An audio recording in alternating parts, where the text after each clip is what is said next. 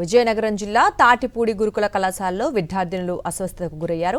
సుమారు 51 మంది విద్యార్థినులు అనారోగ్యం బారిన పడటం సర్వత్రా ఆందోళన నెలకొంది. ఇద్దరితో మొదలైన అనారోగ్యం ఇప్పుడు 51 మందికి చేరింది.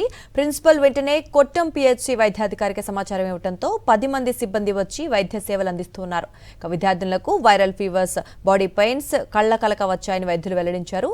తీవ్ర అస్వస్థతకు గురైన 7 విద్యార్థులను ఎస్కోట ఏరియా ఆసుపత్రికి తరలించారు. పిల్లలు ఉన్నారు.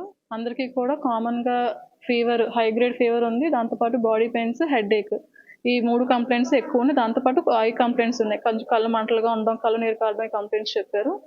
దీంట్లో ఒక 7 మంది పిల్లల్ని ఏరియా హాస్పిటల్ రిఫర్ చేయడం జరిగింది. అండ్ టెంపరేచర్ కంట్రోల్ అవ్వట్లేదని చెప్పి.